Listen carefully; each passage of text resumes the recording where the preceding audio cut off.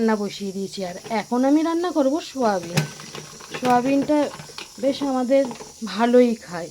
কারণ তেলটা গরম হয়ে গেছে, ফোড়ন দিয়ে দিলাম জিরে, এবার একটু পেঁয়াজ ছেড়ে দেবো।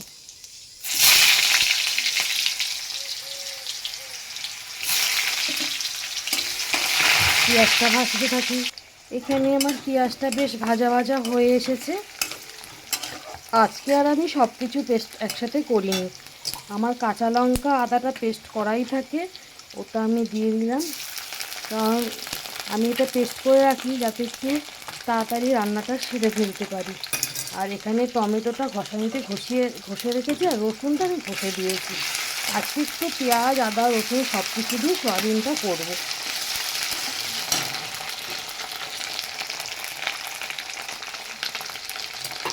আর একটু মনে হচ্ছে একটু কম হলো, একটু আর একটু দিয়ে দিই।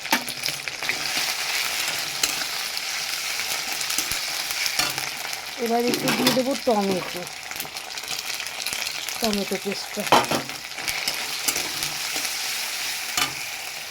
এবার দিয়ে দেবো নুন তো দিতেই হবে। নুনটা একটু কম দিই, কারণ আলু সোয়াবিনটা সিদ্ধ করেছি নুন দিয়ে হলুদ দিয়ে। তারপর দিয়ে দিই হলুদ। এবার দিয়ে দেবো জিরের গুঁড়ো। জিরে ধনে গুঁড়োটা আমি একসাথে মিশিয়ে রাখি। জিরে ধনে গুঁড়ো দিয়ে দিলাম। এবার মশলাটা একটু ভালো করে কষিয়ে নিই। এইদিকে আমার আবার সোয়াবিন আলুটা সিদ্ধ হয়ে গেছে, জলটা ঝরিয়ে নিই।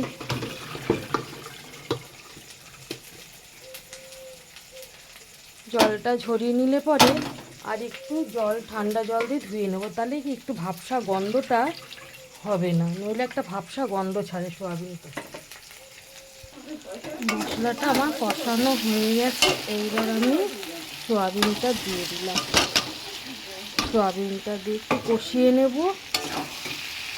আর এইদিকে চাও বসিয়ে দিয়েছি। আমার মোটামুটি সোয়াবিন রান্না কমপ্লিট। সোয়াবিনটা আমার রান্না হয়েই গেছে, একটু গরম মশলা দিয়ে দিই।